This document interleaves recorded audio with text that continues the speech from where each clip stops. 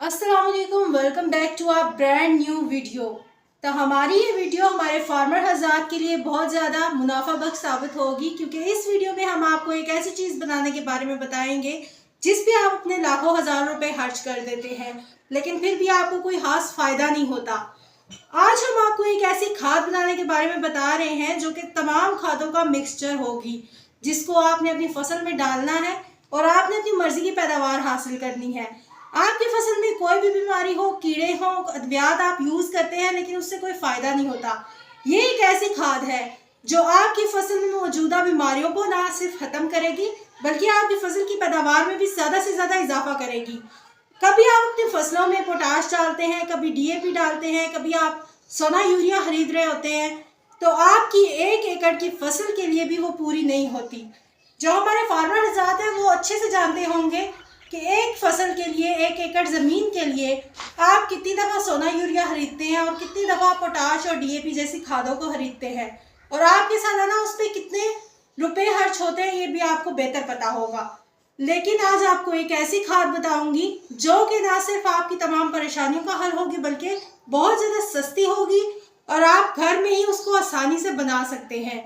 8 दिनों के अंदर अंदर वो खाद आपकी बन के रेडी हो जाएगी, और वो एक ऐसी लिक्विड खाद है जिसको आपने पानी में या ज़मीनों में किसी किस्म की भी फसल लगाई हो, चाहे वो फलदार हो, सब्जी हो या अनाज हो, आप उसको इस्तेमाल कर सकते हैं।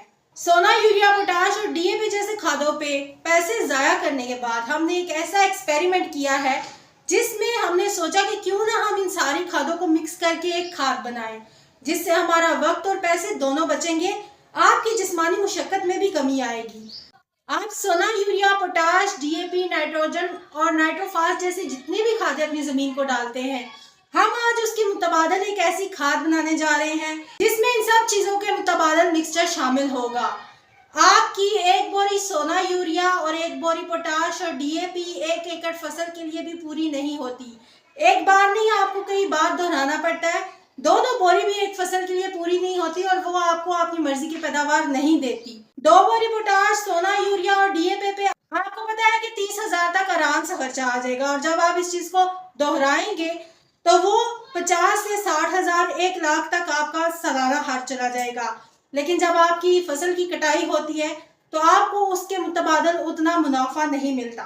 हालिया किसानों की बात करें तो जब गंदम की कटाई हुई तो किसानों का कहना था कि हमने लगाया ज्यादा है, हमने खादों पे ज्यादा लगाया है, लेकिन जब हमने कटाई की है तो गंदम का रेट डाउन हो गया, हमारी खादें बहुत महंगी थी, हमारी दवाइयाँ बहुत महंगी थी, हमें मुनाफा बख्श वहां से मुआवजा नहीं मिला, हमें अपनी मर्जी की पैदावार हासिल नहीं हुई।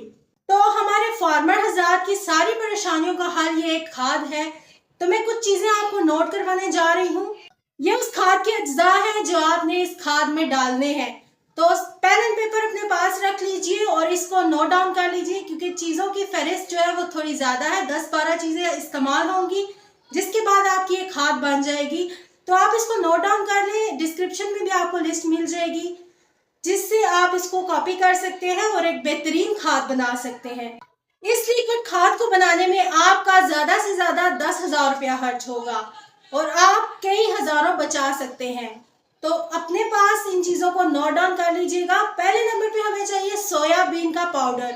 सोयाबीन के बीज ले लें और उसको ग्राइंड करके उसका पाउडर बना लें। ये हमें चाहिए 2 किलो।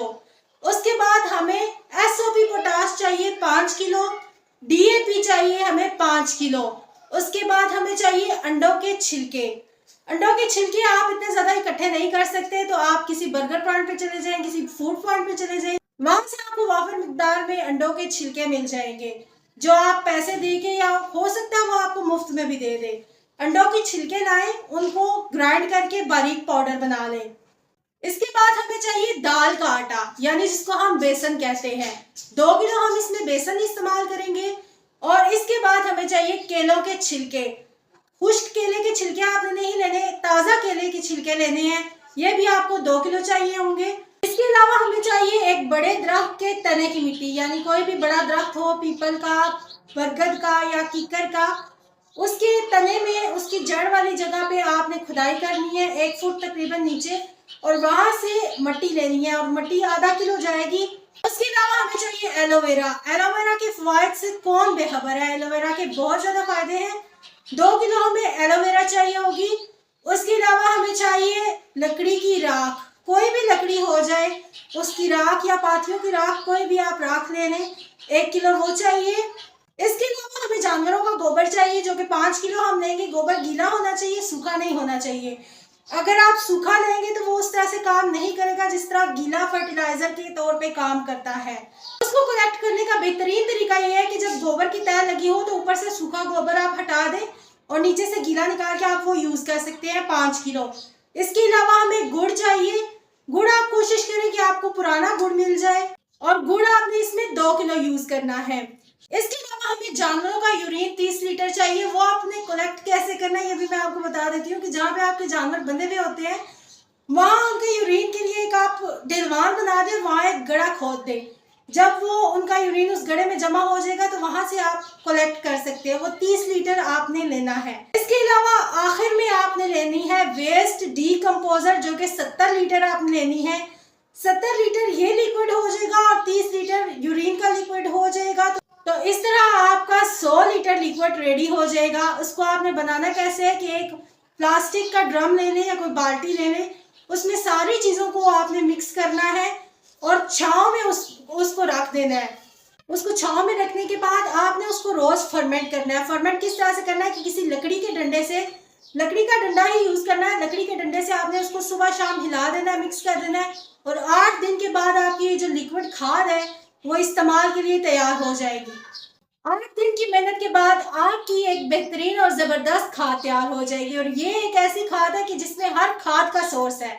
ये खाद जो भी इस्तेमाल करेगा उसको किसी और खाद को इस्तेमाल करने की जरूरत नहीं पड़ेगी। हमारी जमीनों की बीमारी की सबसे बड़ी वजह यह है कि हमने उनका पीएच लेवल बहुत हाई कर दिया, उनमें ऑर्गेनिक मैटर बहुत कम कर दिया है। हम ऑर्गेनिक चीजों को यूज ही नहीं कर रहे। हम टोटल हम कीमियाई मादों की तरफ आ गए, जिसकी वजह से हमारी जमीनें पैदावार नहीं दे रही। इस ऑर्गेनिक खाद को यूज करने के बाद आपकी जमीन की ना सिर्फ पैदावार बढ़ेगी, आपके पौधे और आपकी फसल हर किस्म की बीमारी से भी बचे रहेंगे। आप इस जमीन को ऑर्गेनिक मैटर से भरपूर करने के लिए इस खाद को 2 साल लगातार इस्तेमाल करें। आहिस्ता आहिस्ता आपकी जमीन का जो पीएच लेवल है वो कम होता जाएगा और आपकी जमीन बिल्कुल कुदरती तरीके से एक अच्छी फसल उगाने के काबिल हो जाएगी। इस खाद को आप अपनी फसलों में यूज करें और इसको आसानी से बनाया जा सकता है, जैसे कि मैंने आपको तफसील के साथ समझा दिया है। इस खाद को बनाएं और अपनी फसलों में डालने के बाद एक कमेंट जरूर करके बताइएगा कि आपको क्या फर्क देखने में महसूस हुआ है और आपकी फसलों में किस कदर बेहतरी आई है। उम्मीद है आपके लिए ये वीडियो और ये खाद बहुत ही फायदेमंद साबित होगी। अगर वीडियो पसंद आए तो लाइक कर दे और साथ ही साथ चैनल को सब्सक्राइब करना मत भूलिएगा। बेल आइकन को प्रेस कर लें ताकि आपको आने वाली वीडियो का नोटिफिकेशन बर वक्त मसूल हो सके और आप उससे फायदा उठा सके। अपना और अपने प्यारों का बहुत सारा ख्याल रखिएगा, दुआ में याद रखिएगा। अल्लाह हाफिज।